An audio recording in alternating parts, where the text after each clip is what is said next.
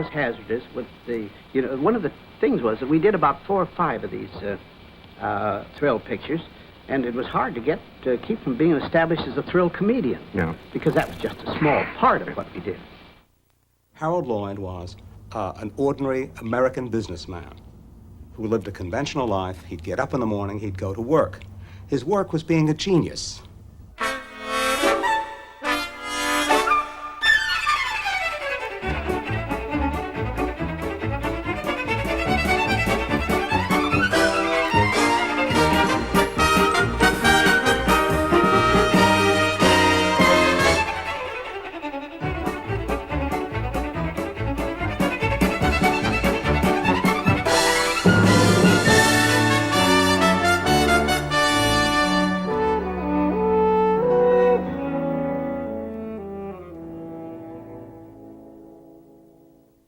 I would say he was one of the most charismatic innovators of film comedy in the early days. The current generation of young people, the 20-year-olds, don't know anything about Harold Lloyd. You say something about Harold Lloyd and they say, who? It always disturbs me a little if someone says, who was Harold Lloyd? Because, my God, he was a giant figure. Harold's friend the giant has toothache. How can he pull the tooth?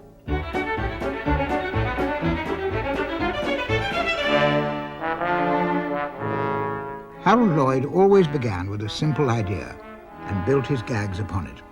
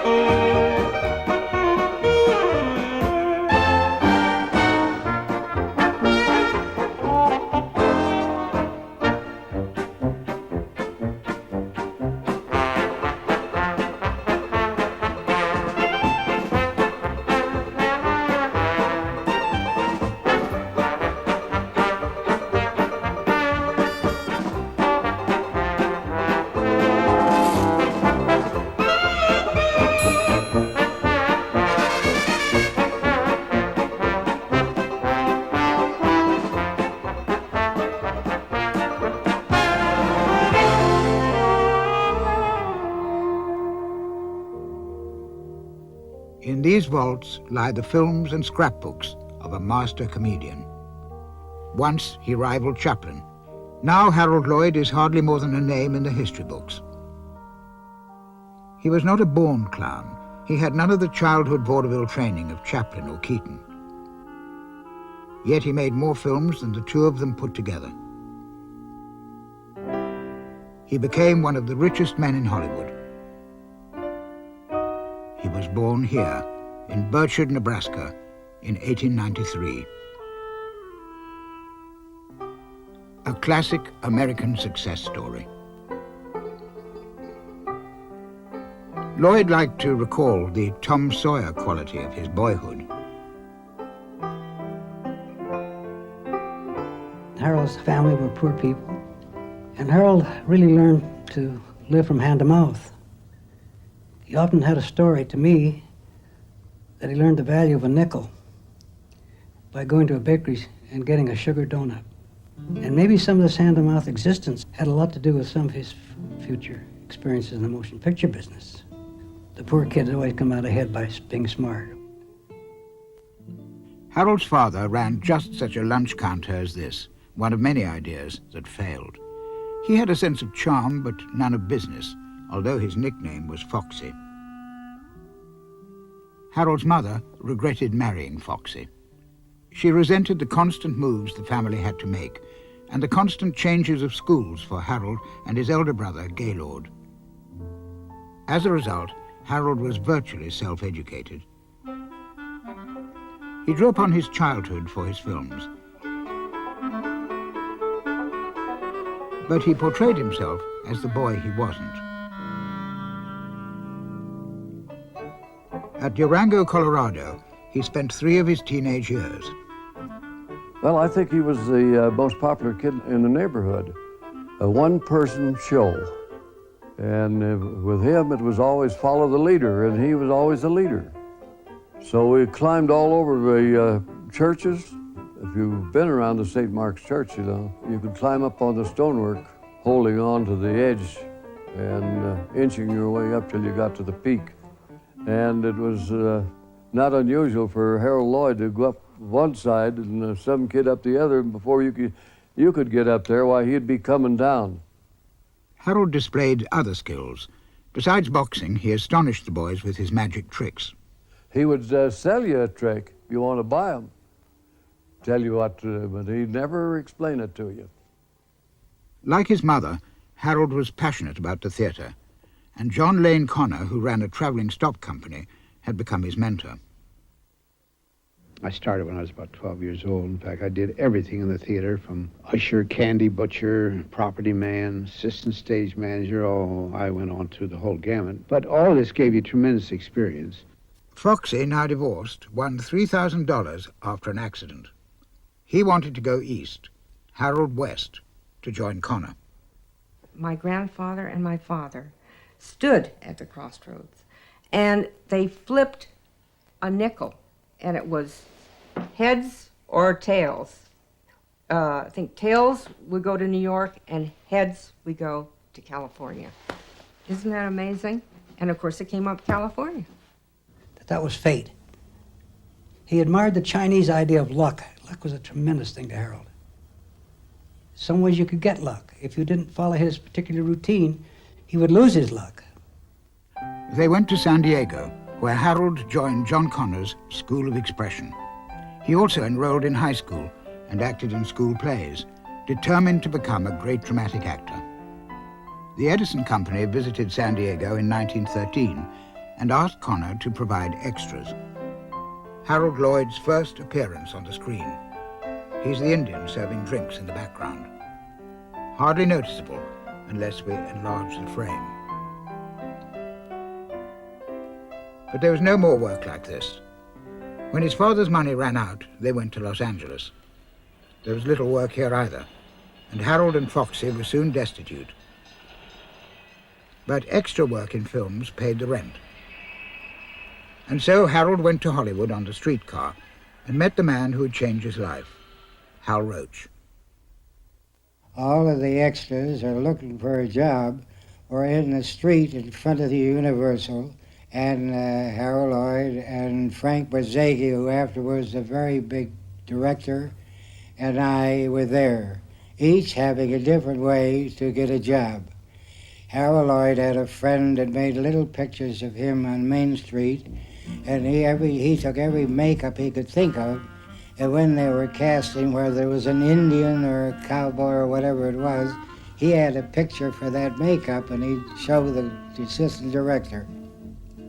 And I remember one time going to the old Biograph, to the casting director there, and I took out this little portfolio of mine, and he said, Lloyd, you're not the picture type.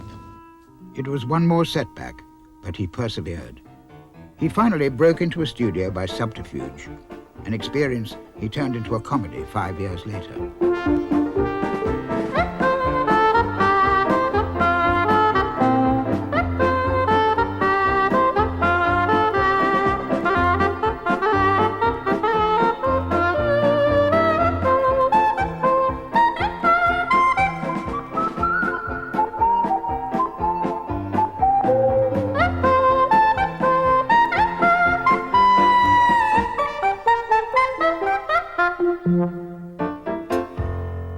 At the time, Lloyd had no thought of being a comedian.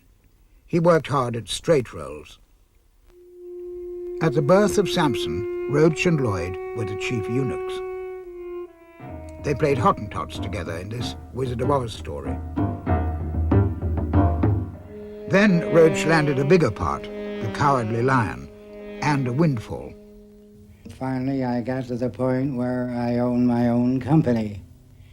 And the first person that I engaged was Harold Lloyd, for a very simple reason. He was the best hard-working actor I ever saw. They became close friends and started learning together how to make pictures. We picked the people up on the street corners, that is the actors and the cameramen and so on. And we made pictures in the park, pictures on the beach, pictures in somebody's backyard and so on. But we didn't have any studio until we sold the 3 dramatic pictures to Universal at a profit. Eventually, they shared studio space at the old Bradbury Mansion in downtown Los Angeles, where an actress called Jane Novak had just been turned down for a job. These 4 young men were sitting on the floor across the room from us, and one of them came up and asked me how I would like to work for him, and it was Hal Roach. Roach cast Jane Novak in a number of comedies with Harold Lloyd. Roach had quarreled with a comic he'd engaged, and Lloyd agreed to help out.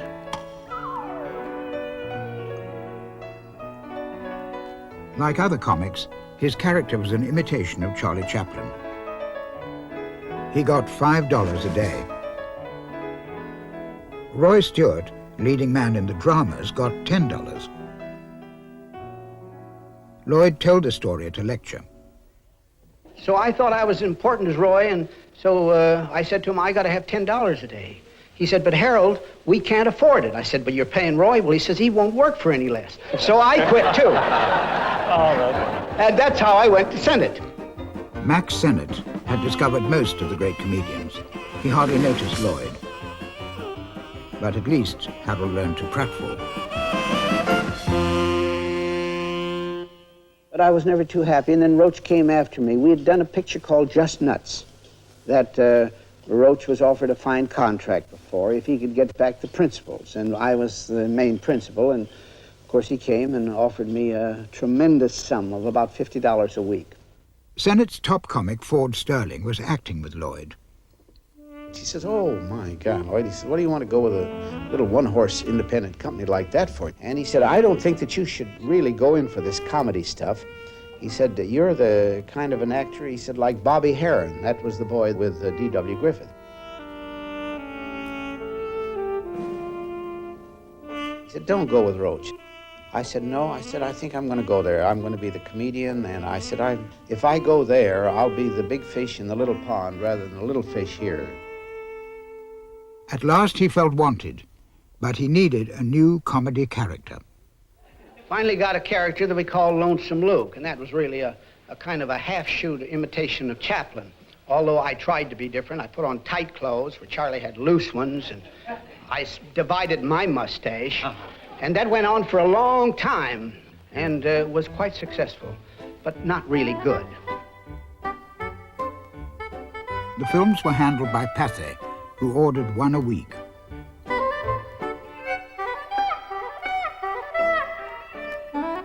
Roach himself directed and surrounded Lloyd with a stock company, including a 15-year-old leading lady, Pepe Daniels.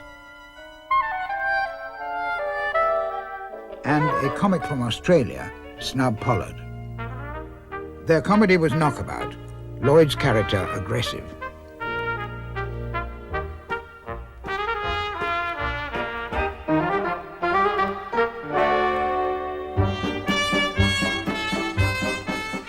Roach grabbed his pictures wherever he could. Well, the whole downtown of Los Angeles became my property room.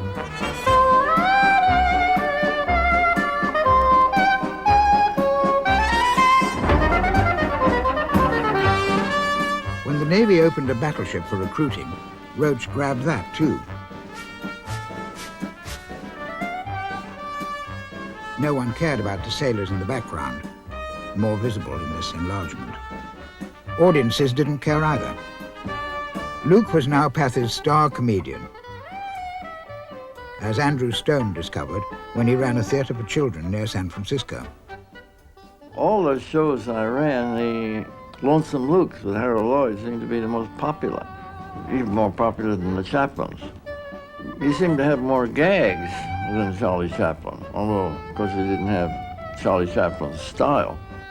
But I had the feeling that I would never get any farther with Lonesome Luke than I had, because underneath it all, he was a comedy character that couldn't possibly rise to the heights that Chaplin had. And in some ways, while you didn't directly try to imitate Chaplin, he was a character that dropped into that category.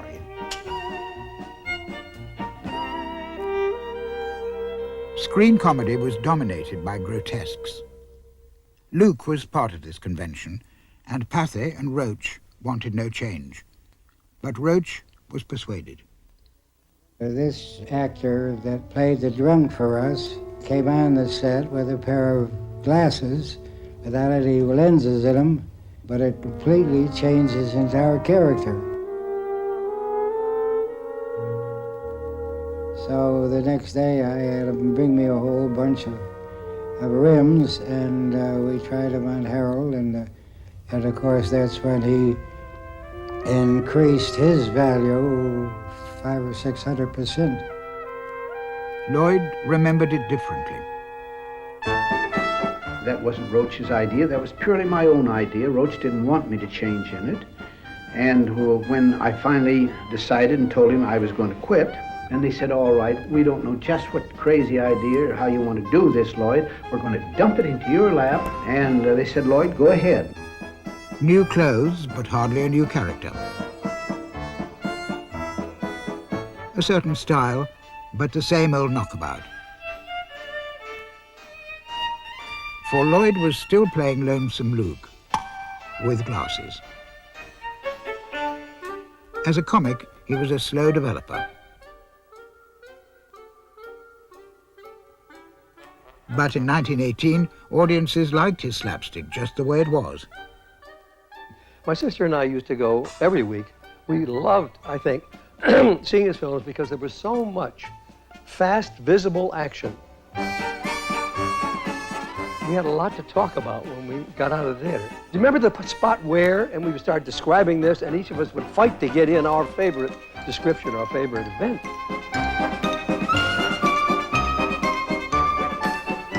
If I have an image, it would just be of a spinning top.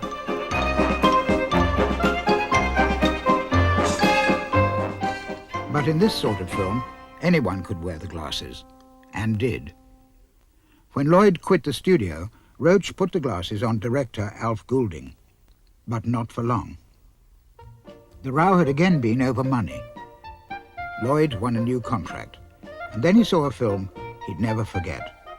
This film, about a meek parson who becomes a fighter, gave Lloyd the idea for the glasses, so he claimed. But it came out a year later than he remembered. What it must have given him was a clue to his character.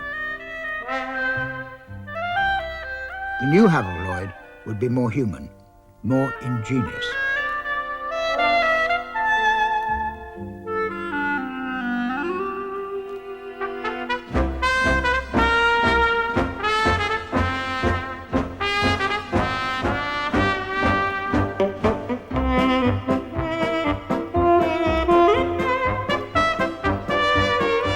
Lloyd was now gaining a distinct personality, like Chaplin.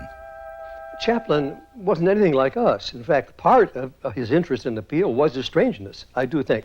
And I think the same is true of Keaton to a lesser degree, perhaps, but nonetheless.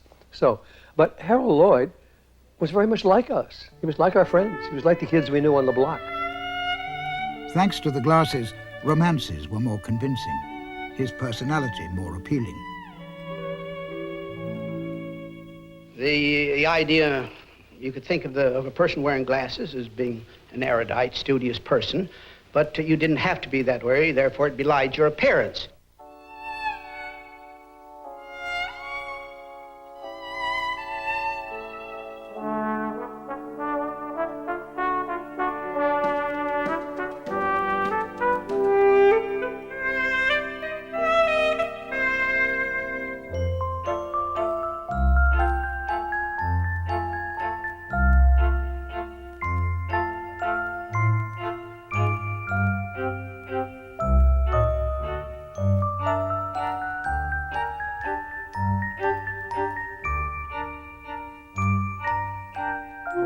Frank Terry helped think up gags like these, one of the first of Lloyd's many gag men. He'd worked with Fred Karno in England and helped Lloyd achieve his new ingenuity.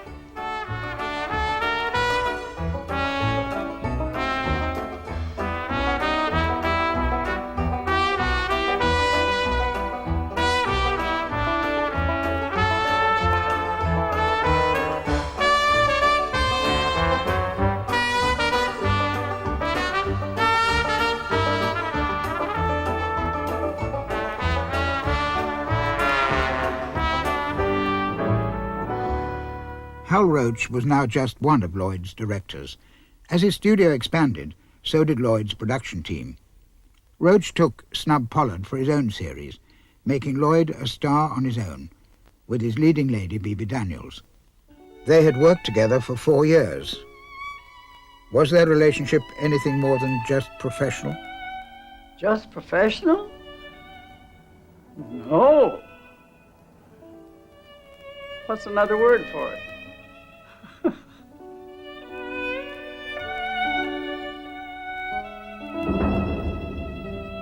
I know they had a special feeling for each other. They were in love. They were going to marry. They were gorgeous together. Dancing was a big deal.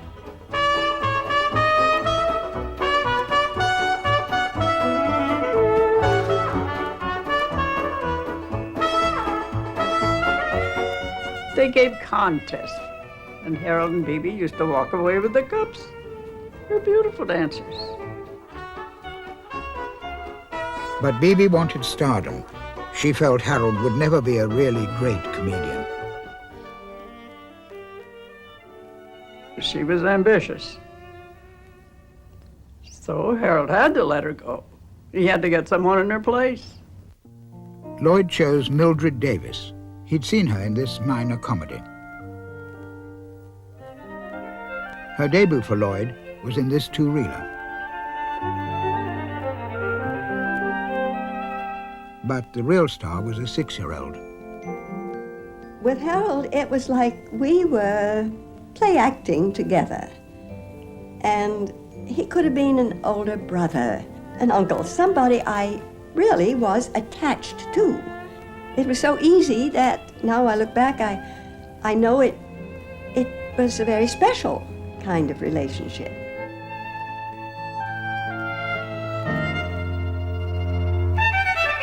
The set we worked on was at Universal. It was the old New York set.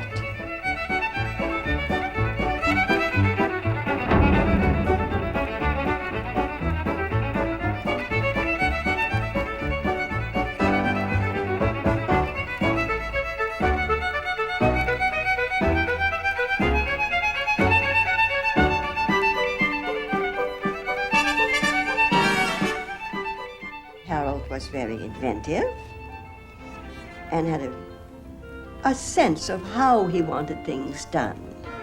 In a sense, I think he directed to some extent.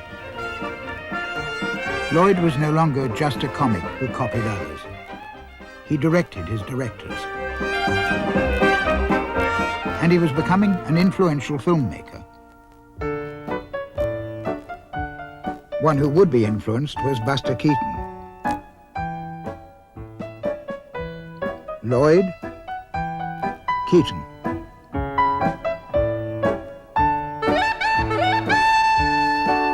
Pathé were delighted with Lloyd.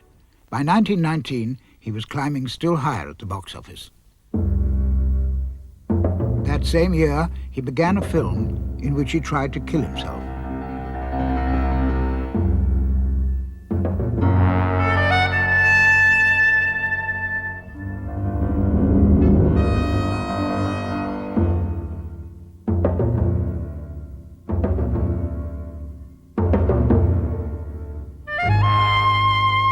Halfway through, he posed for publicity pictures.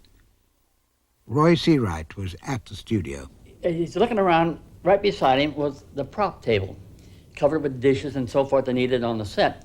And among the dishes and so forth was a prop bomb, a typical Bolshevik bomb with a long white wick. he took out a cigarette and lit it. And then he took a puff. Then he looked over the table, and you could almost see it hit him again. So he reached over and picked up that bomb, brought it up here, looked at it, and then put it up against his cigarette and lit the bomb. Then I realized that it wouldn't make a good picture. So the only thing that saved my life was that I was going to say, it's no good now. So as I said, it, and as I lowered it here, the bomb went off. Went right straight up and blew a big hole about that big in the ceiling. Then all bedlam broke loose. Everybody was running around here, call the hospital, call the ambulance, call the doctor, everything else. And now the pain has just now finally settling in. And he was still standing in his same marks where the bomb went off. And he grabbed his wrist. The thumb was gone. The first finger here was dangling, hanging right down in the front, swinging around. And he looked at it, and you could see the look of terror that came over his face. He just actually hit his face now, a registering shock that we were all registered before at the explosion. Lloyd wondered if he had a life to look forward to, let alone a career.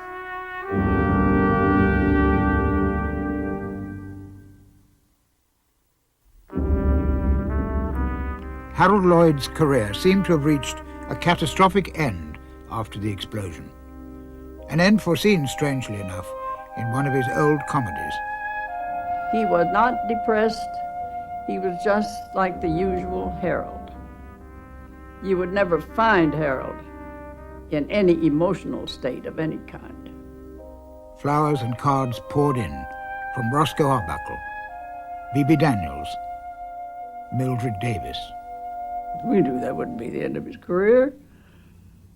Just to have your fingers blown off? No, not Harold. As his wounds healed, his enthusiasm returned. If he couldn't act, he could always direct. He was determined to make bigger and better pictures. Strolling down Broadway on a trip to New York, Lloyd saw his name in lights at the Strand Theatre. The title couldn't have been more apt, nor the sight of the crowds better for his morale. Back in Los Angeles, he picked up where he left off. If we enlarge the frame, we can see that in this early scene, his right hand is normal. After his accident, there's something odd about it. I figured in some way there could be a glove done in some way to cover up for the thumb and finger that he lost. And when I thought of gloves, I thought of Sam Goldwyn, who was a glove salesman to start with. Goldwyn recommended a firm which created a remarkable glove, fine-fitting, with two fingers stitched together, inside which was a false finger and thumb.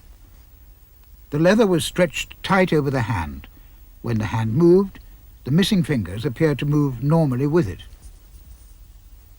Once it was covered in makeup, the device was hard to spot, even if we enlarged the picture. Appearing in Haunted Spooks was a small boy, Ernest Morrison, known as Sunshine Sammy. Actors in blackface had been the rule until Roach brought Morrison to the studio. There was no prejudice in Hal Roach's studio. I didn't even know I was a black person. Sunshine Sammy was cast in the Lloyd two-reeler Get Out and Get Under. I think Hal Roach was directing, though, but Harold had things under his hand. He was more, he told me, now you do so-and-so, and so, okay, so-and-so, that. Be in the sun, be here, and be there. So he was telling me these things because he already had figured out what should happen. Sammy plays a boy consumed with curiosity.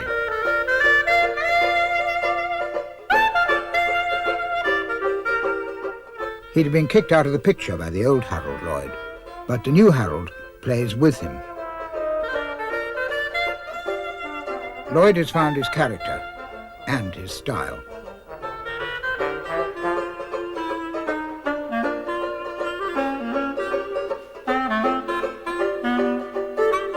Everybody around him loved the man.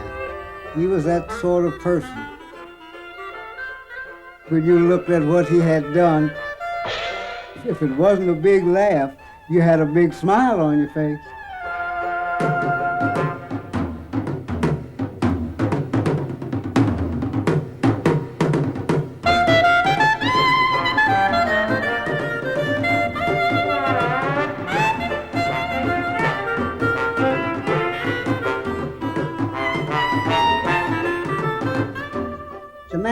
perfectionist. Everything that he did, he took time for. He never did a thing in a hurry.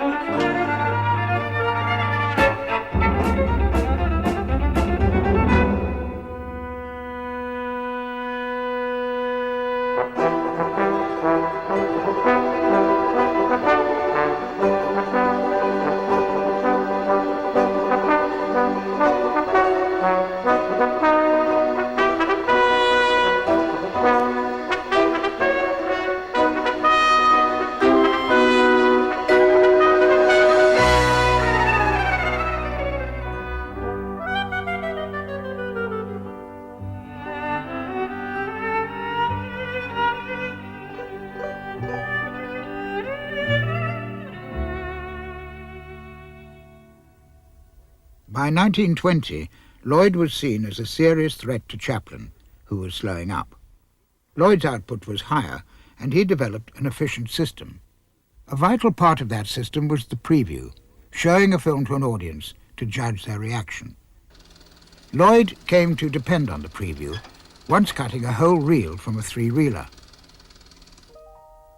A Sailor-Made Man was previewed at 4 reels. The audience liked it so much, Lloyd left it that way. Accidentally, his first feature-length comedy.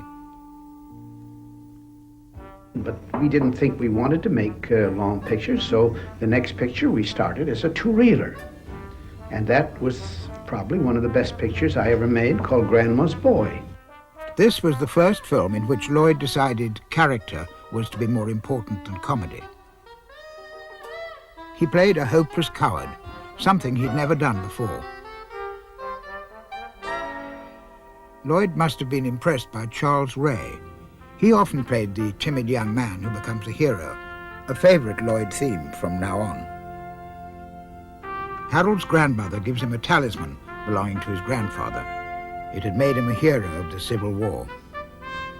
It was an idea that I'd had, mind over matter, and I'd had it for a couple of years. And the theme was so strong, and in order to develop it, we never felt that we could do it just as in 2 reels, so it went on and on and on, and finally it became 5 reels. We previewed it in Pasadena. As soon as we went where he's doing it straight, the audience lost all interest. And it took us a long time to get them to laugh again. And just as we got them laughing, then we go into this other chase, which is dramatic, and stop laughing. They walked out, there was nothing. He was so disappointed because he thought he was going to be able to, get a big hit out of being a dramatic actor. The film had a flashback to the Civil War. The thing was that we had made this purely with this dramatic intent, and we hadn't put the business or gags into it that we had in some of the other ones. And while there was great heart to it, it lacked that laughter that we had been getting in so many of the other pictures. And when we came out, Roach was very put out about the whole thing. He said, look, we're making comedies. Let's get back to making comedies. Let's take all this heart stuff and get rid of it. And 2 o'clock in the morning, I said, Harold, we got a great picture. All we got to do is to make 2 sequences over. And then next morning, I called in all the writers, and I said, I will start out with the first gag. Harold is pursuing a tramp who has terrorized the countryside. Harold has got a lasso, and he is going to lasso the heavy. And Harold throws the lasso, but instead of catching the heavy, he catches a post, and that pulls him out. So now he's alone with a guy that he's scared to death of. Roach was perfectly right that we should have more laughs in it. And I was right that we should leave the heart into it. So we went back and we embellished the picture with probably about 20 new pieces of business. Harold Lloyd was not a comedian, but he was the best actor to act the part of a comedian of any person I ever saw. Harold is wearing his grandfather's suit, which he suddenly realizes is full of mothballs.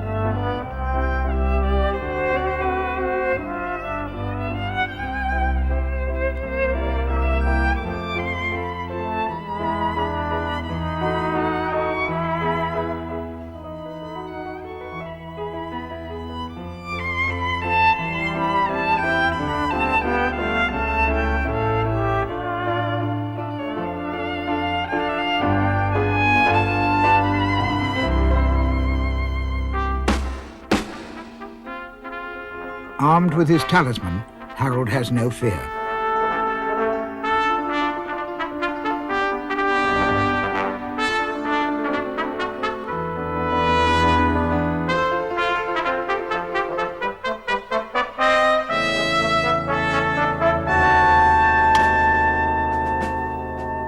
Not until the very end does Harold learn the talisman is a fake.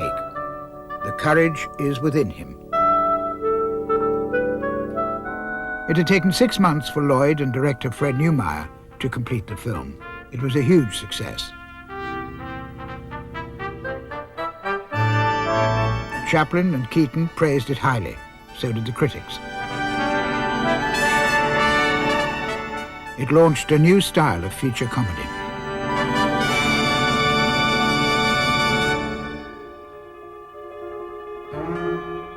Lloyd wanted to do more than make people laugh. In his next feature, he tried out an idea on 8-year-old Jack Davis. He wasn't sure he was really scaring people, but he came out on a set that was a haunted house, and he's supposed to slide down the stairs and startle the people in the room, frighten them.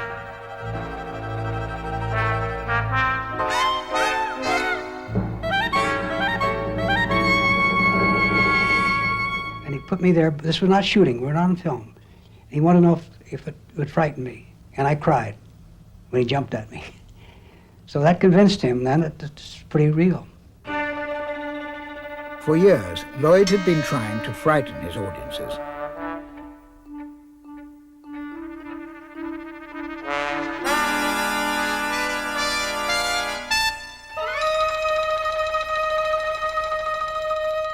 His thrill pictures came about thanks to the topography of Los Angeles.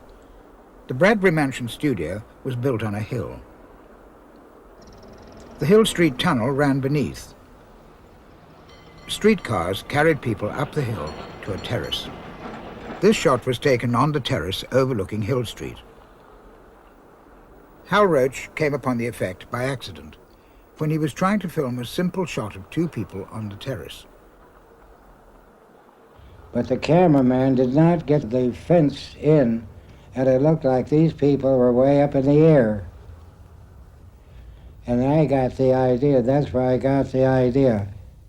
Roach and Lloyd exploited the discovery in their first thrill picture. The impression of height was utterly convincing.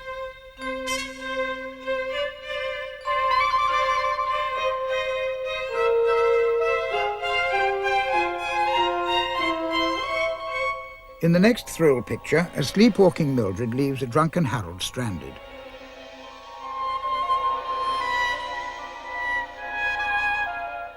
The facade was again built over the Hill Street tunnel, and they added to the effect with these shots taken from a tall building.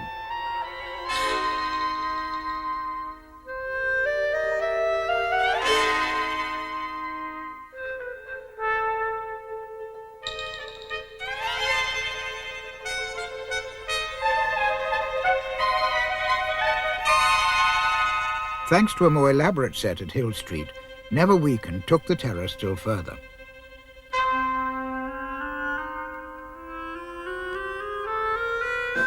Harold is once again trying to commit suicide.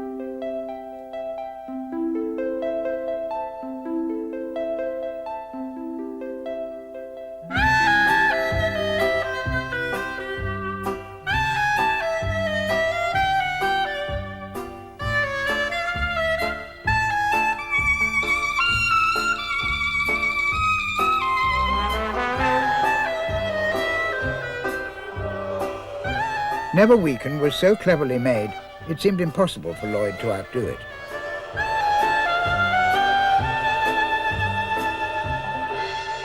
But the 20s were an age of stunt performers and what were known as human flies. Lloyd saw one in action in Los Angeles. There was a tremendous crowd there, maybe 200 or 300 people or more. And I inquired what was going on. They said, a man's going to scale this building. And I said, really? So I stood around and sure did. They came in, they had a ceremony, they introduced him, and he started climbing, and he got about 3 floors, and I couldn't stand it anymore. I just knew he was going to be killed. So I went around the corner where I couldn't see him, and lots of people were up there too, and I said, where is he now? I said, oh, he's about the 5th floor. So I peeked around and waited until he finally got to the top. And of course, the crowd were absolutely thrilled, and it had such a reaction on this group of people and on myself that I said, well, now, if it can have that and you do it properly on the screen, it should have the same results. The human fly was Bill Struthers, and Lloyd hired him to play in his next thrill picture, which would feature a daredevil climb and a new technique. In the story, Harold gets Struthers to do the climb as publicity for the store he works in. Harold plays a harassed salesman. He devises the stunt to save his job. But he has to start the climb himself because Struthers is in trouble with a neighborhood cop.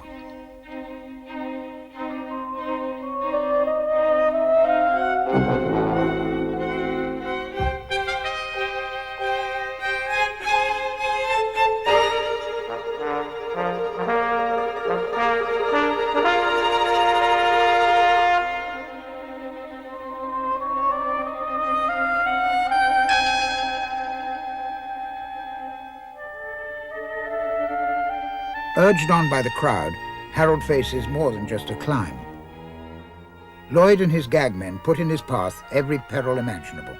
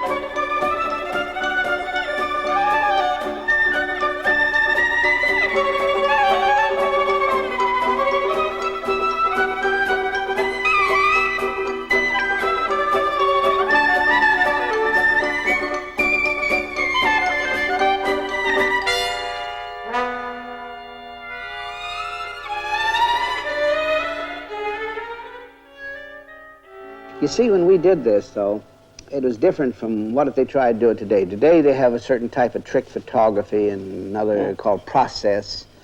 We actually did this in those days. I was up just as high as you see me in the film. How could he be? The Hill Street Tunnel was never so high. Lloyd allowed no photograph to reveal his secret. But pictures of a later climb from his sound film, Feet First, were found in his vault.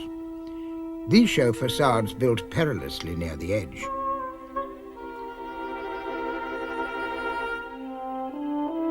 The sets enabled the camera to give the sense of height. Each stage of the climb was on a higher building. The camera angles had to be carefully chosen so the perspective of the set matched the existing buildings. Some of those buildings still exist. By lining them up, we can reveal a brilliantly executed illusion.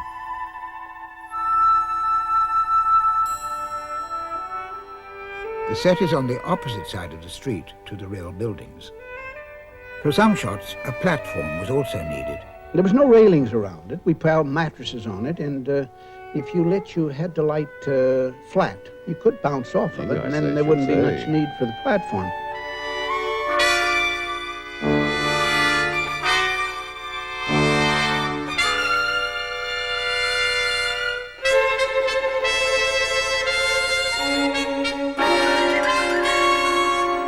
Only one person survives who saw the scene being shot. He hung on to the hands of the clock, I can never forget that, for long periods of time. And they would be shooting a certain sequence, and you hear them say, cut, and there was no relief. Harold would still hang there, and I remember he could put his toes in the bricks, to relieve, the total pressure. He also wore special shoes designed for wire walkers.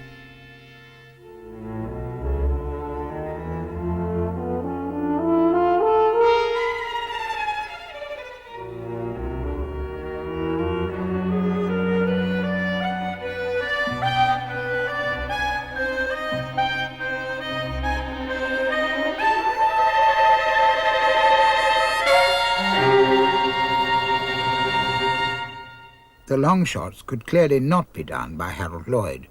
When you got on the real buildings, you didn't have much protection except the sidewalk. You were on your own then.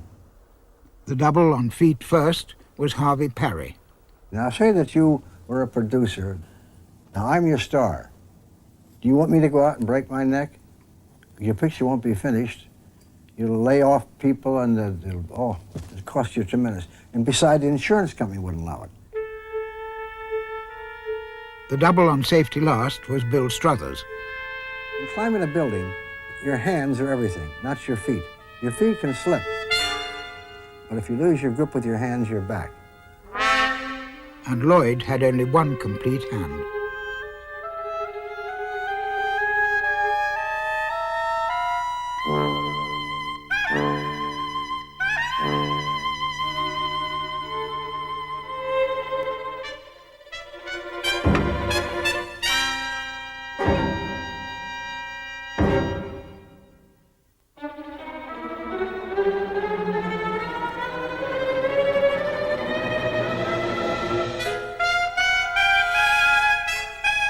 The reaction to the film was unprecedented.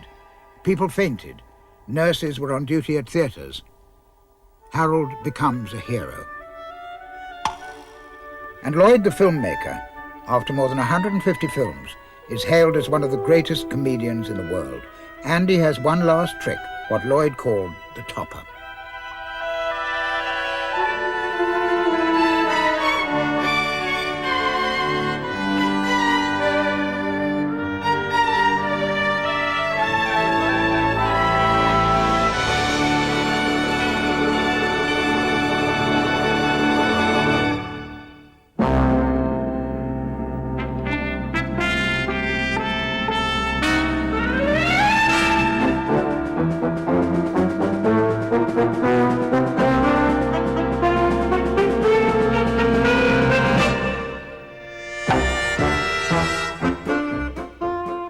All Harold Lloyd's films were about the need to succeed. The Freshman was Lloyd's most successful comedy. He had tremendous energy. He was a perfectionist. He really wanted to he had to excel in everything.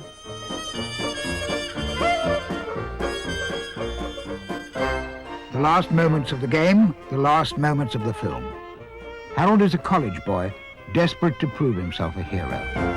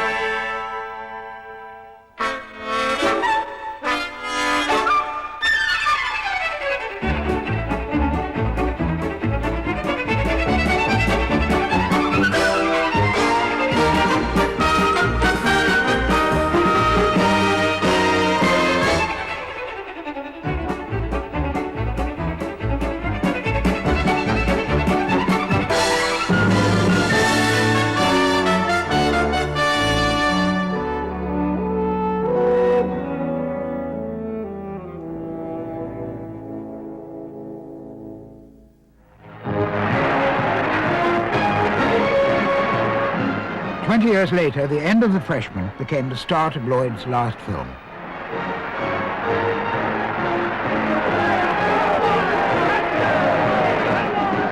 And at 53, he could still play the college boy. Harold Lloyd was one of these guys, we all know somebody like this, who, when he gets older, seems young. I want to see you. What? I want to see you as soon as you get through college. He never grew up, did he? He was a kind of a Peter Pan. Who are you? I didn't quite catch the name. I may not look just like it, but I have opportunity. Oh.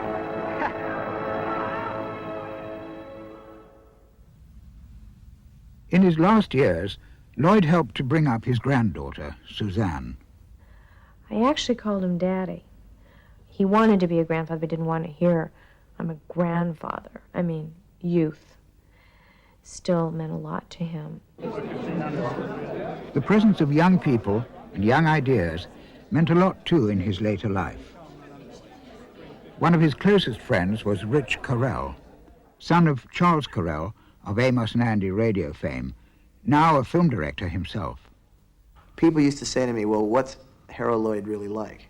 I always thought he was a lot like the character in the films because he, even at an older age, was very youthful, pretty high speed most of the time, had a great sense of humor, and was always up to something. It was always up to a joke, or always up to pulling a trick on somebody. And he was a lot like the guy in the movies. It's the rush hour. No seat for Harold's girl.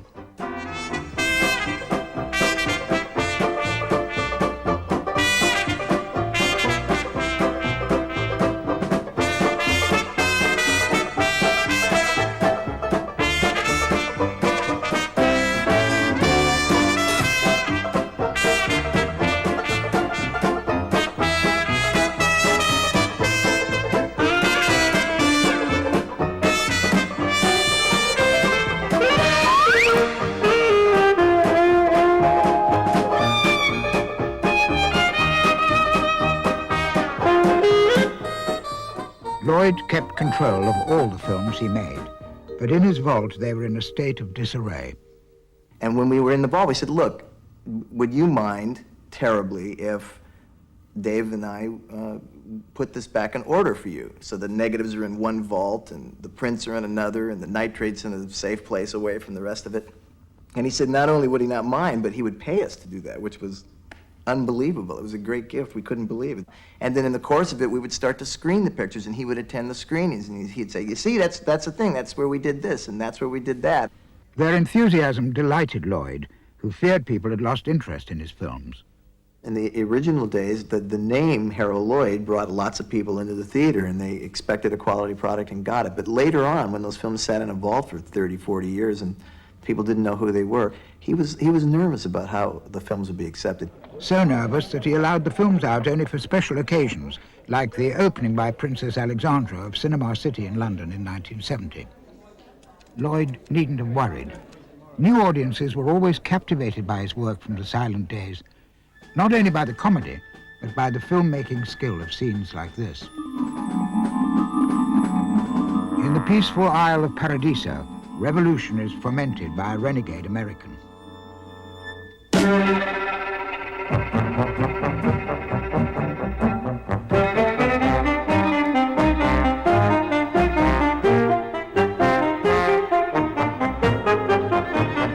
Oblivious to all this is Harold, a rich American tourist.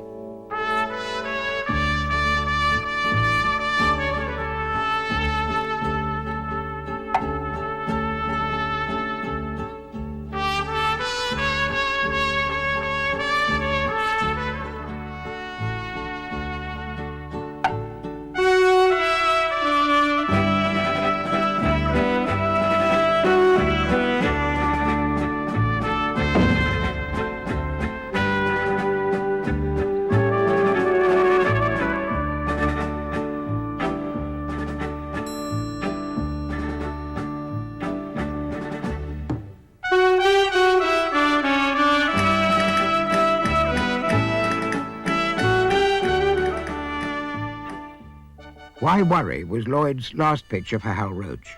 Roach was producing a series of children's comedies called Our Gang, and Lloyd made this cameo appearance on the set of Why Worry as a favor to his old friend. They'd started together in Hollywood 8 years before. But Roach was now too busy with series like Our Gang to devote much time to Lloyd. With Lloyd virtually running his own affairs, they decided to part. As Lloyd himself recalled, it was the nicest separating it could possibly have been. The relationship was splendid. The separation from Roach was preceded by a wedding to his leading lady, Mildred Davis.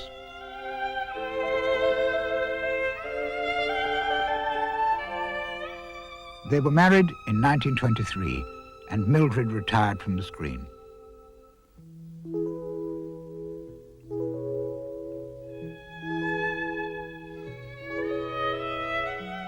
The new leading lady was Jabina Ralston, who'd play in 6 Lloyd features.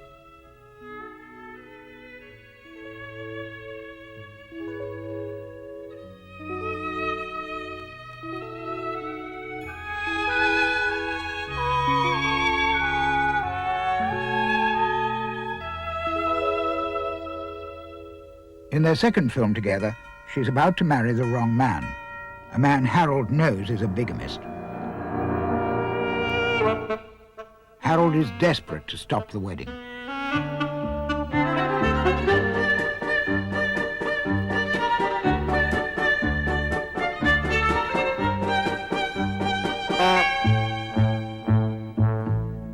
Well, the Girl Shy Chase was the heart of the entire picture. Harold decided to make that film based on the chase, and he was very, very proud of it. In most of his films, Harold has a handicap. In Girl Shy, it's a crippling stutter.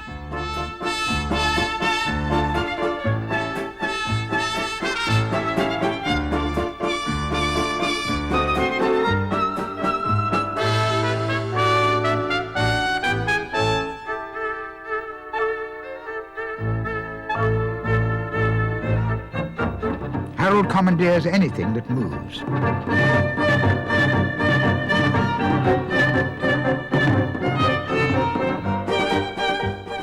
He was doing a bit on the back of a fire engine that was running away, and he was trying to get to the wedding and trying to go on the back of a fire engine at this point, and he started to grab the end of a hose that came loose in his hands, and so he was pulling and pulling and pulling. It had a big brass coupling on it, so it came loose and hit me in the forehead, and down I went rolling on the pavement and out for probably about 5 minutes.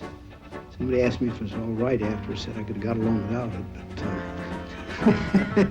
So they patched up his head, which had a big bump on it, and they went right back to shooting. And they went back to shooting the same gag.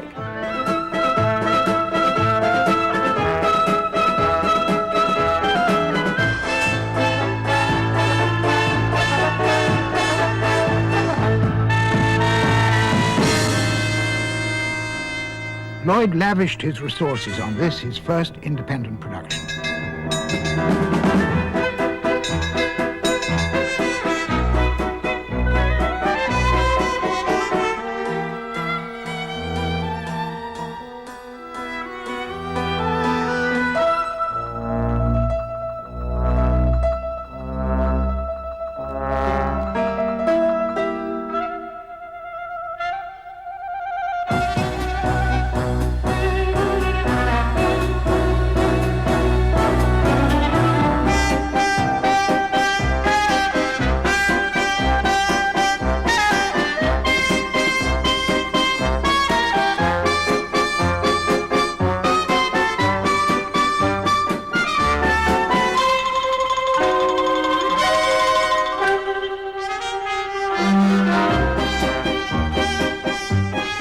Harold did a lot of it himself. Hanging off the streetcar was really Harold. When it came to the buckboard with the horses running, well, most of that was done by a rodeo stunt driver who was real good with horses. Again, you know, the insurance company was saying, well, you can do some of the stuff, Harold, but not all of it. And so he didn't want to be foolish because he was producing the pictures. But he did a lot of it.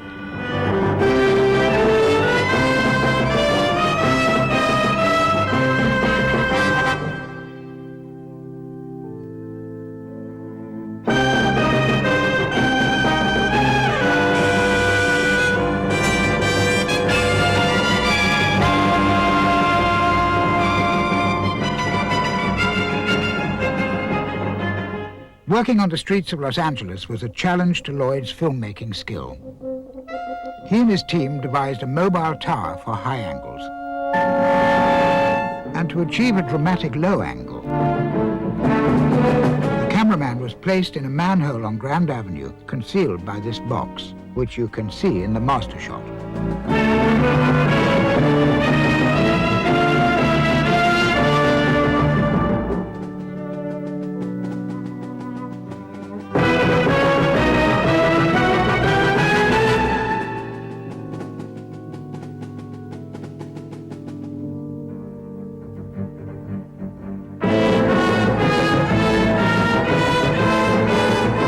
Lloyd's chase was a strong influence on the chariot race in Ben-Hur the following year.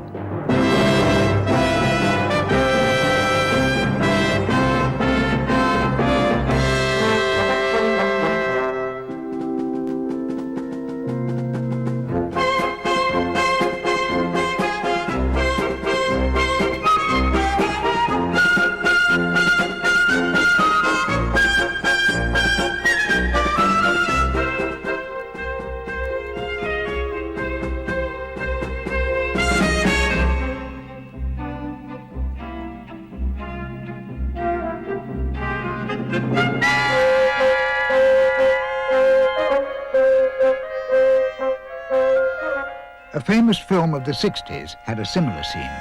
If you look at the end of The Graduate, it's not exactly a carbon copy as far as the gags that are involved, because The Graduate wasn't a gagged picture, but it's real close.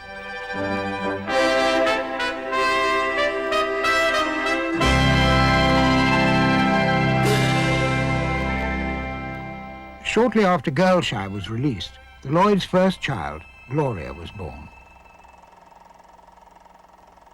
When he came home, the whole place was just bedlam. You could hear his voice. He just loved to shout out, and we'd all come running, and his work was behind him.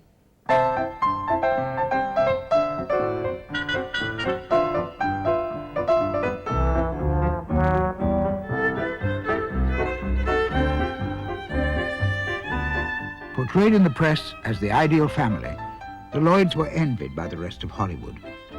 These home movies, however, were never seen in public.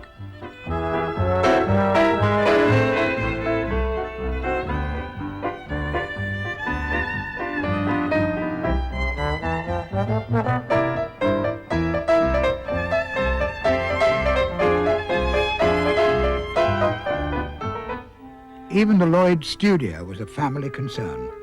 He'd long worked with his brother. His father was vice president. Now he brought in his uncle as controller of finance as the money rolled in. His comedies took on a more expensive look, better photographed, better staged than almost anyone's. And the action was always a reflection of the time, a chronicle of the roaring 20s. Harold plays a man so rich, he's already bought his second car of the day.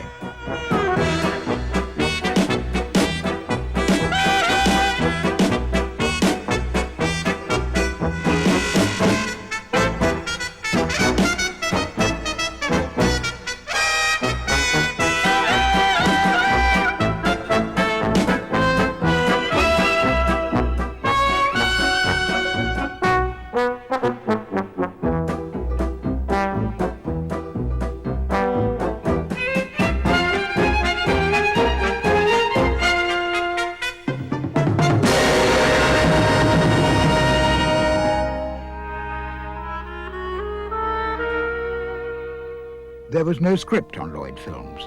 The scenes were developed by gagmen, like Sam Taylor, who was also Lloyd's most talented director. The process of creating gags was arduous. A friend of Lloyd's once sat in on a discussion in the gag room. And this went on for hours, a whole day, and maybe 2 minutes of screen time out of this whole day. It was like being in a morgue. No one laughed and no one carried on. And then he rejected this and accepted this. I said, when does this ever stop? How do you make a picture this way? And that's the way it went. It was no fun, except when you saw it on the screen. Then it was wonderful. A local thug finds his gang singing hymns in a mission and sets out to beat up the man responsible. Harold has seen the light, even if he sees little else.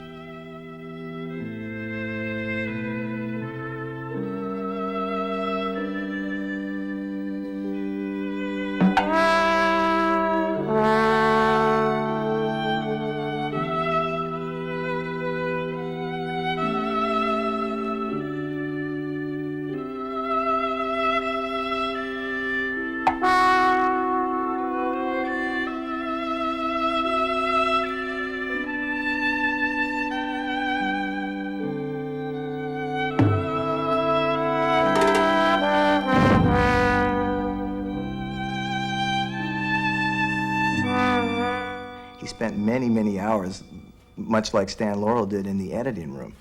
He certainly was a guy that knew that if he didn't have something the first time, that he had enough time to go back and get it, that he had pictures that were budgeted high enough to spend money on previewing, and I think that he was a consummate filmmaker. As a contrast to his films of city life, Lloyd set out to make a rural idyll, in the style of his great success, Grandma's Boy.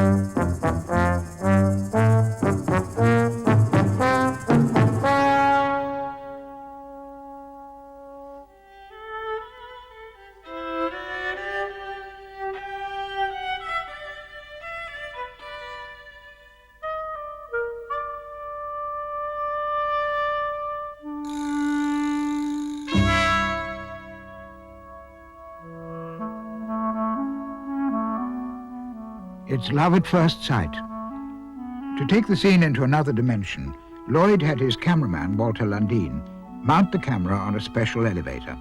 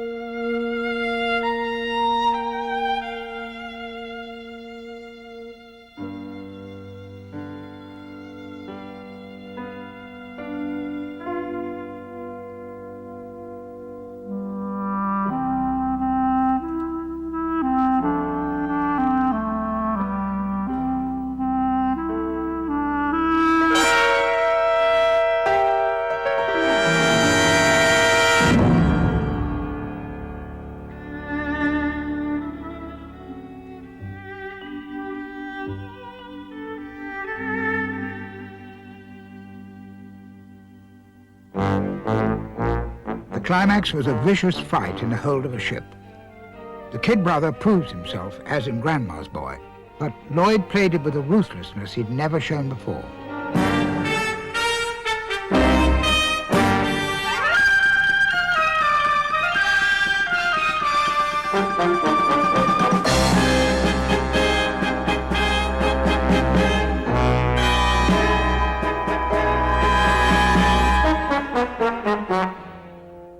This quality was apparent in the way he drove himself in everything he did. He's a very heavy competitor. We could never play games if he didn't win. And he would call you on the phone if you beat him in a squash game. Matter of fact, he sent me telegrams when I was at Berkeley at the university because I beat him over Christmas vacation in a squash game. And so he was going to persist. I was going to have to come down there and play him till he won. He hated losing. Ooh. He wanted to be the winner. Even in a game of canasta, he had to win. And a lot of people that played with him didn't want to play with him because they just, they wanted their chance too. So, but that was one thing that I didn't like about his attitude, was the winning. Lloyd had been winning throughout the 20s. His pictures earned colossal sums, and he sank more and more into them. For Speedy, he embarked on rebuilding New York City on his backlot. Determined to build the biggest and most impressive home in Hollywood, he'd already invested his rocketing income in Beverly Hills real estate. His success seemed unstoppable. The promotion on Speedy, it was like it was announcing the second coming. I mean, it was so hysterical. And now, of course, this was Paramount, putting a heavy budget back into it. But it was worth it for them, always. And Lloyd always did make more money, and certainly than Keaton, and more than Chaplin, if you put it on a, per year basis. By 1928, Lloyd had made 11 comedy features against Chaplin's 3. He was in his mid-30s, a glittering future before him, yet Speedy was nostalgic for the old ways.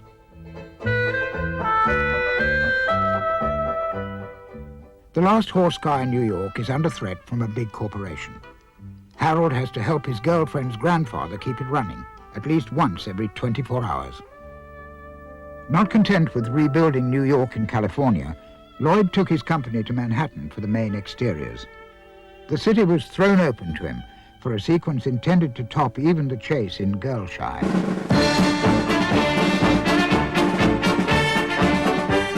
Gangsters have stolen the streetcar. Harold must get it back before the time limit runs out. No filmmaker had made such flamboyant use of New York City.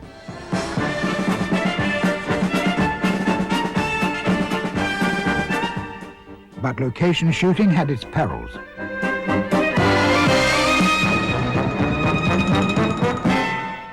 But what happened is they were shooting in sequence, as they did when they made a lot of those films. And once everyone saw this crash, and that the driver had been shaken up but not killed, and that the horses seemed to be all right, and they had this spectacular piece of film, Harold said, "This is great, I've got to use this. And what we'll do is we'll set a camera up, I'll get off stage, you pull me, and I'll land and roll."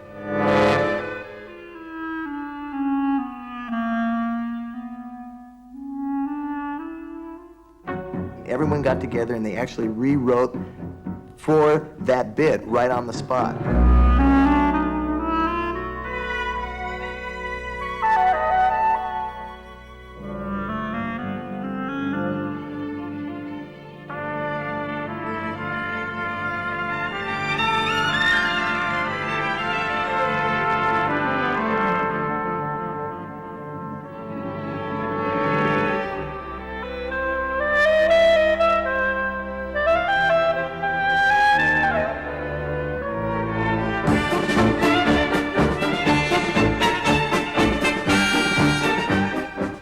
deadline is almost up. The gangsters, in a last desperate attempt, set a trap for the horse car.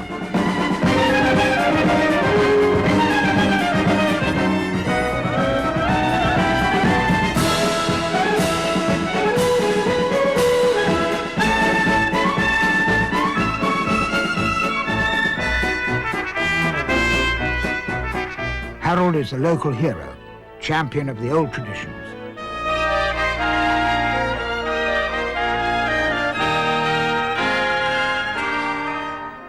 But the old tradition in the movies had already been shattered. The greatest threat to the style which Lloyd had perfected. He decided to meet the challenge head on.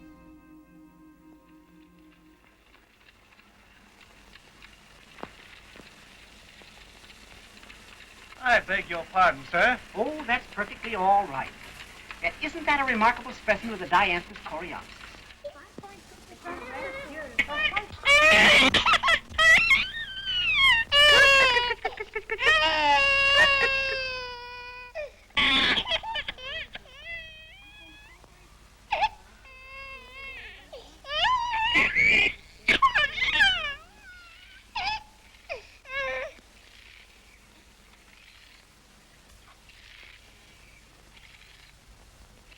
A silent gag with sound.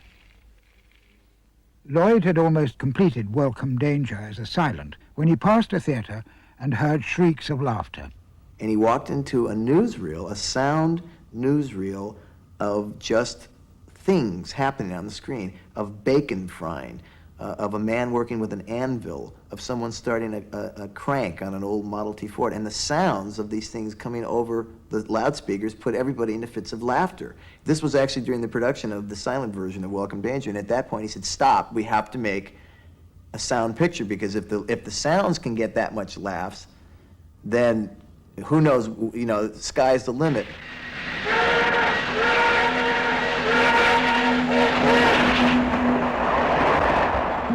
Reshooting for sound pushed the budget close to $1 million. Besides sound effects, there were sound jokes. Newberry.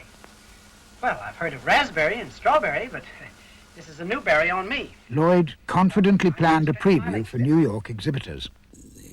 Running was very bad.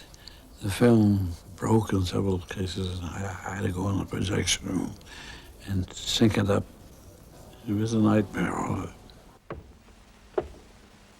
Chief, where are you? Here on the stairs. Lloyd made a joke at the expense of the new talkies. Lots of sound, no picture. Wait, light a match. I can't find the next step. Hey, watch yourself. Look out. Oh, my. Oh, hey, stop shaking it. Don't be nervous, Chief. Well, somebody's shaking it. I'm not shaking it. Get a mattress. The film was a failure in every way except financial. Out of curiosity, audiences flocked to hear Lloyd talking. He felt convinced he'd found the right formula.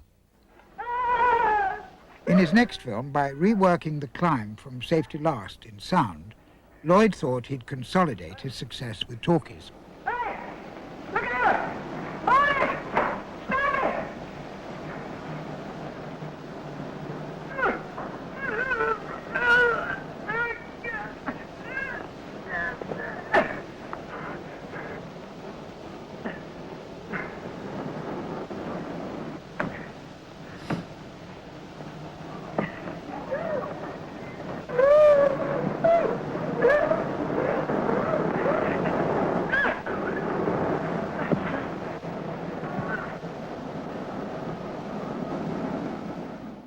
But Feet First, released into the Depression, showed a severe box office drop for the first time in his career. You have been listening to the voice of Hollywood, that enchanted town. Here is the place where adventure came. It was 2 years before Lloyd felt ready to try again. The script was written by a quite eminent American playwright, Vincent Lawrence. Harold began to feel when talking films came in that he should have a proper script with well-written dialogue. Harold is a movie hopeful. In this scene, a screen test, he parodies the acting of many early talkies. Darling. Oh, my precious, my sweetheart. The bag? What are you packing the bag for? I'm leaving you, dear. You're what? This is the last time we'll ever see each other. Harold. Oh, my dear, don't you understand? I'm doing it for your sake. The market has crashed and dragged me down with it. I've lost everything, even you. I'll live with you in a tent. I couldn't bear to see you suffer. I'll wade through the mud and love it. Oh, Marjorie. I want nothing but you. Oh, Marjorie. You're my life. Oh, Marjorie. Oh, say you love me, say it. I do love you, Marjorie. I do love you. I love you. I love you. I love you. I love you. I love you. I don't know where they pick guys up like this. Harold falls for a blonde actress played by Constance Cummings. I want you to always be as you are with me. I couldn't love you if you played with other girls. You wouldn't be that different fellow. In Make-Up as a Mexican Girl, she'd also aroused his interest by accident.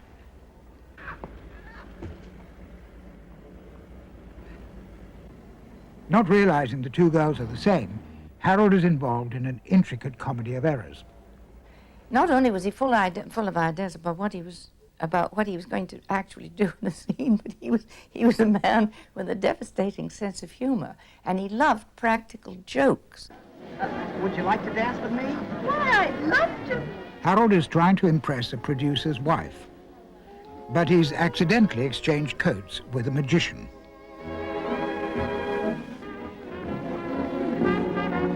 Oh, heaven! Oh, it was a bird. That's all right. Lloyd was a master at the comedy of embarrassment.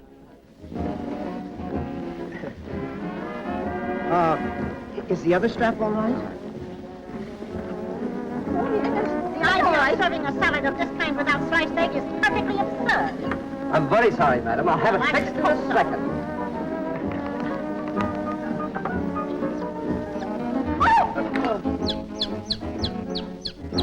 We did not do a lot of takes. For instance, in the big party scene where there was so much chaos and mayhem and the rabbits and mice and everything running around the place, that was all rehearsed. And then it was just shot once or twice. Oh, there he goes again.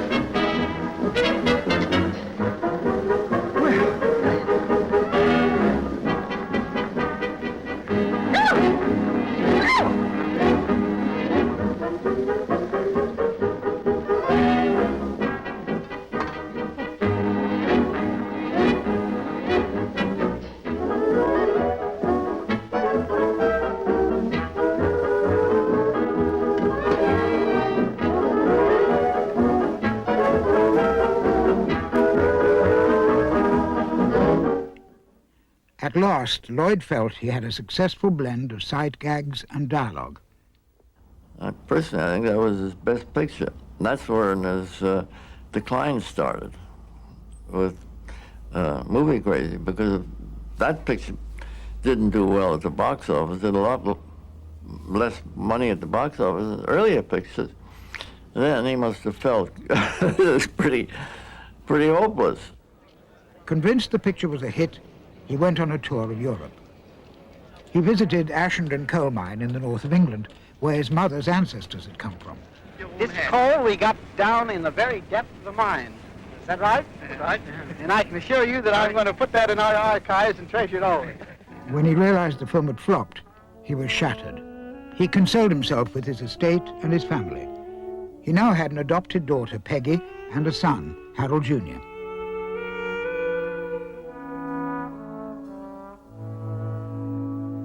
Hey, listen, what kind of an actor is your daddy?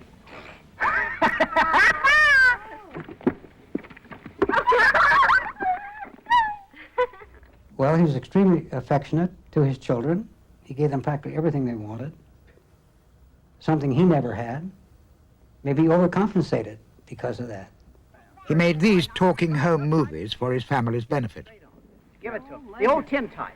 Come on. There's the old tin type. Get the old tin type. Napoleon. Come on, sir. He was really a fun father.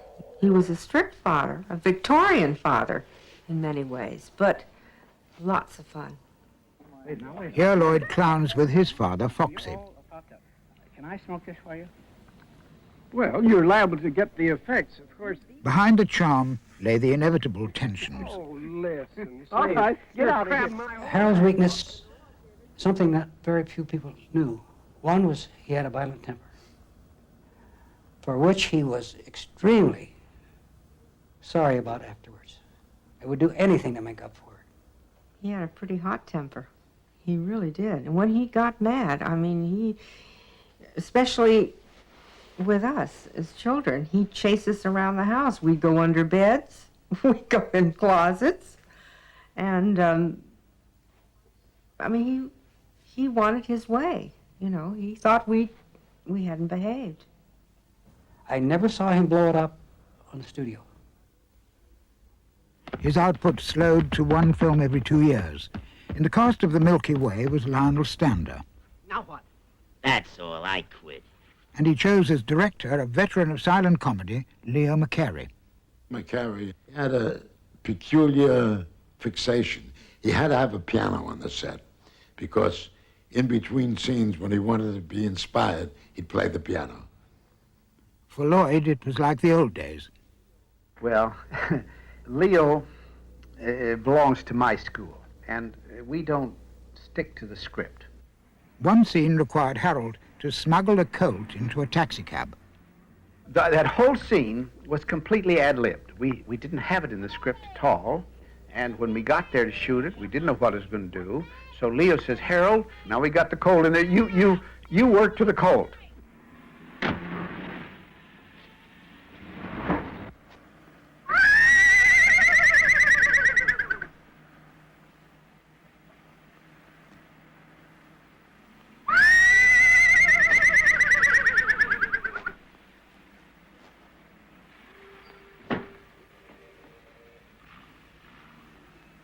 And the funny part is, we expected to put the neighs of the horse in afterwards.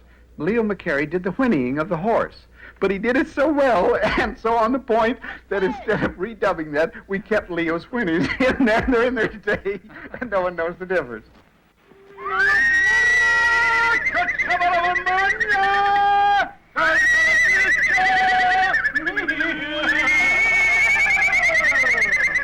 Come on, step on it.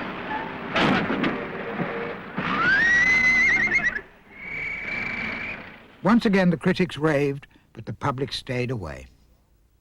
Things started to taper off for him because he began to lose more control. The head of the studio had input on it, the executive in charge of production had input on it, writing staffs and other people would come in to do rewrites, and it got to the point where he felt like he didn't need the grief anymore. Not even the golf course on his estate could compensate.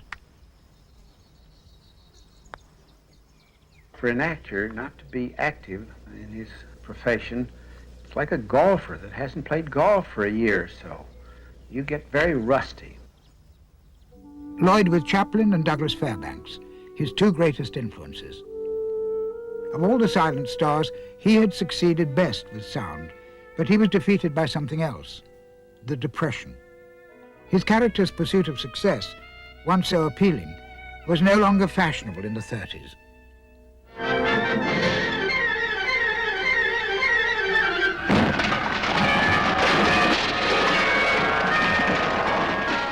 However hard he tried, audiences failed to respond.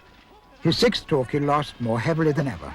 And I was terribly disappointed in it, and after it was released, I said to the boys, I am not going to start on another picture until we get an idea that I think has real merit behind it. And I looked for about 6 months very diligently, and I didn't come up with what I considered was a good idea. Then I got doing something else, and after I'd stayed off the screen for about 2 years, I stopped looking, and a lot of people wondered why I had more or less stopped making pictures. That was really behind it. It wasn't that you just decided to quit, you just kind of tapered off, is all. Even buried in his hobbies, Lloyd had to excel, as in every other field. He studied microscopy. He took up abstract painting and made a study of the science of color. He won awards as a stereo photographer. He took these shots of Marilyn Monroe.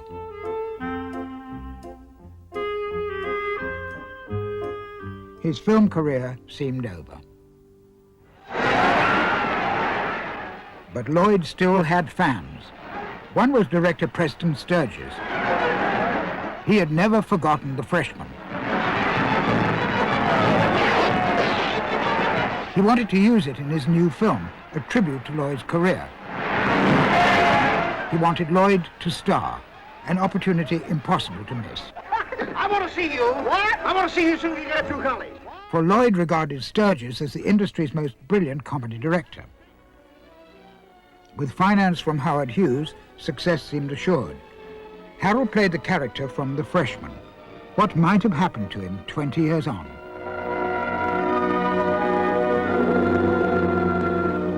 The answer was disillusion, both for the character and Lloyd himself. Mr. Diddlebuck. Yes, William. Brother Boss would like to see you. Oh, me? Oh. Right away. The character would fight his way out of it in the best Lloyd tradition. But Lloyd found himself trapped. Preston took about 3 to 4 months to write the first third of it. The last 2/3 he wrote in a week, or less. I hope we're not intruding. We didn't get along from that point on because we didn't see eye to eye with it. On top of this, the film had problems Lloyd had never met before. Harold had said, I'm not used to working with a lion. I won't rehearse with him, but I'll do the scene with him. And he did. One scene when they got into one of the banker's offices, and Jackie gets up with his paws on the desk. The ears of the lion are right next to where Harold is standing. Harold begins to talk to this banker. I will make you popular overnight and for nothing. There's only one circus in the world for sale. Why, Jackie? I have it. Well, Harold just stepped back and said, I will do no more close-ups with Jackie. This was Francis Ramsden's first film. Lloyd had made nearly 200. Yet it all seemed new to him. It's all paid for. He learned reams of dialogue, played the scenes with great skill, but what had started with such promise had become an unhappy chore. The engagement ring. You can take that excuse away from him anyway, and... well... I think he was at times ill at ease, is the word to use, with it. But he went along with it. After all, he'd okayed the script. I mean, he wanted to do it, and that was part of the deal, wasn't it? He'd stay up, I could hear him, and the door was shut. I could hear him going on for hours, learning this dialogue. So I think he got into something a little over his head that he didn't expect to get into. And I think this is what Harold began to show in the picture. He wasn't his happy self as the picture went on. Why, it seems like yesterday to me. I mean that I started here. Well, it was quite a few yesterdays ago. The earth has cooled considerably since you put on your first pair of sleeve protectors outside there. Yes, I guess it has. And so have you, Harold. So have you. I had a section in my contract that if I didn't like it, that I could play it the way I wanted. But I also had to do it the way he wanted. That meant in the projection room, we had to argue it out. And we didn't fare any better in the projection room than we had on the set. Because and now we have Mr. Lloyd's preference. We will print these, or we will show his prints. And Harold would say, you see, Preston, I mean, they were like little rotten kids. So here were two opposed things. And Harold would say, look, here's a wonderful gag I worked last night, and let's put it in. So, well, kill my dialogue. And Lloyd would say, well, which is more important, your dialogue or a good picture? Sturges had written a typical Lloyd high and dizzy sequence, but he shot it in the studio, and the special effects lacked the realism of Lloyd's original routines.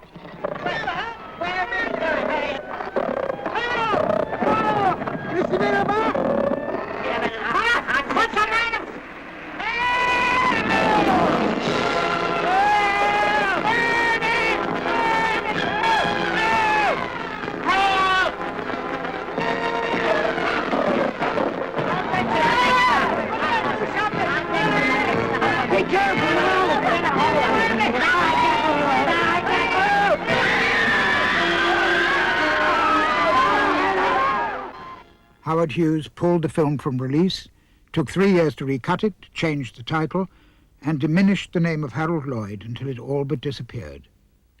A sad ending to a great career. Lloyd embarked with his usual energy on a new career as Imperial Potentate of the Shrine, a Masonic group fundraising for hospitals for crippled children. In the 1950s, he received an honorary Oscar to a master comedian and good citizen, and an award from Eastman House presented by Jesse Lasky. And he helped the careers of young actors like Jack Lemmon. One of the biggest thrills of my life, really, was there was a function, and he got up and he said, Somebody got the brilliant idea. I needed like a hole in my head to do a life story of mine, and they said, who would you like to have in it? And right off the reel, I said, if you can get Jack Lemmon, he's the man for me. I was floored, but I was scared to death.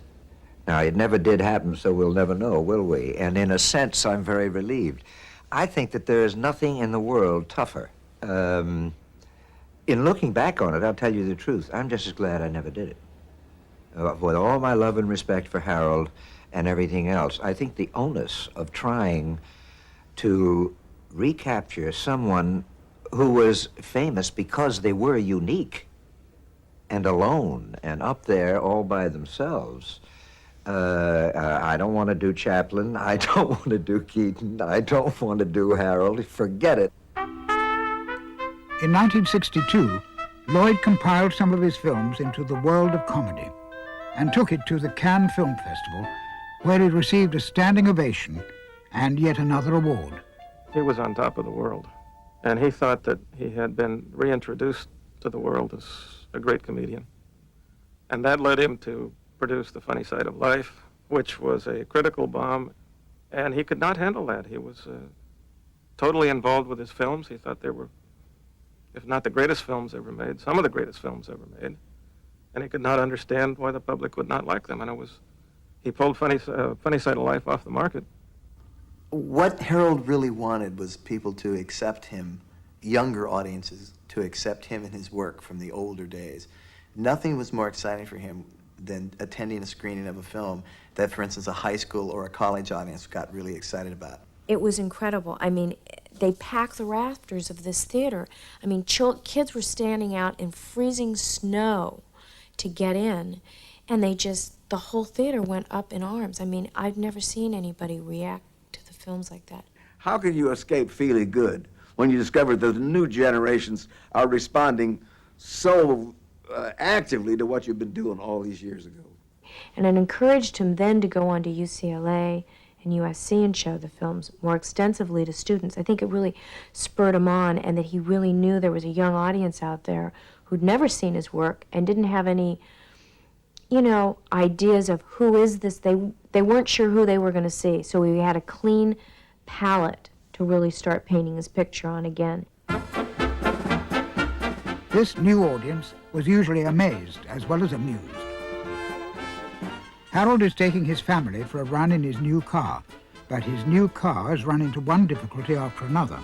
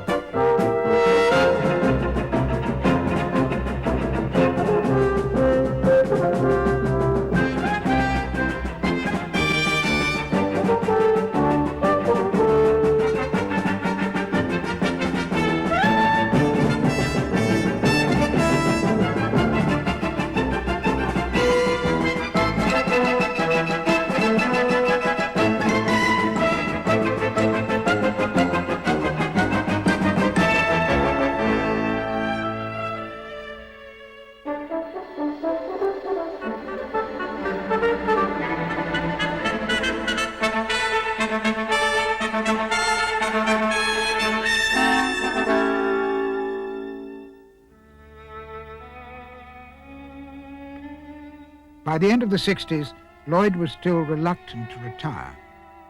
His wife Mildred had died, and he was resigned to the loss of the huge audience of the old days. But he had many visitors and took pride in showing them his estate, modelled after the Villa d'Este in Rome. The beauty of those grounds is absolutely breathtaking.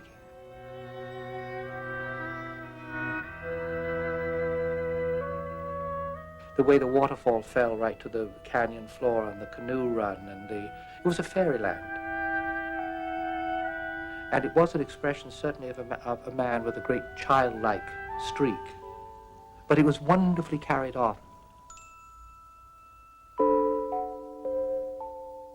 I think the house was a major, major achievement in his life, and I have a strange feeling that it meant that to him.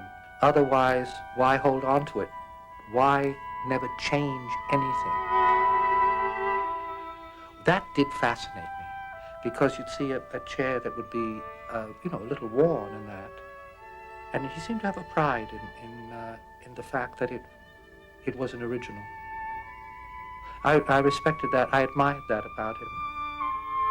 Lloyd fell ill in 1971 at the age of 77.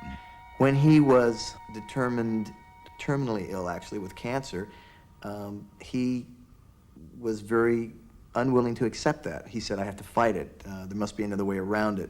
Almost again, like the screen character, he wanted to see if he could, kind of outsmart his way out of it, I guess. And when it was determined that he couldn't, the doctor said, look, Harold, you have to get your affairs in order, and you're not going to live. You're only going to live for perhaps another half a year. And he gave up. When he knew there was no chance and that the fight was over, he just gave up, and he went to bed and died in about 3.5 weeks. So once he gave up, he gave up. He didn't want to linger. I never knew him as someone who was sick or feeble or slow or senile or unable to get around.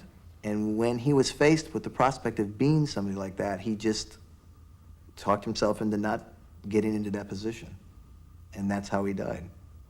In bed, at home, which is probably the way he always wanted to go. He loved life. He loved life.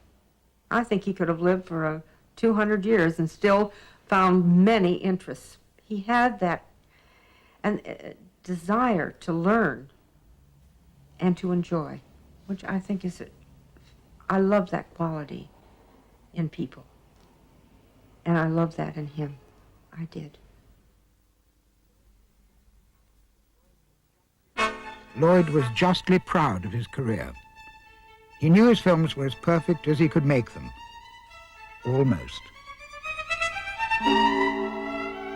I think we would have almost been better if we could have really have followed the camera on up and let it, you see it go way up into height and then just gradually kind of circled on down, and the last thing you saw them still going on up, still not giving a damn. Would have been a wonderful fade out. Would have been this. It's too bad. I better go back and make it over.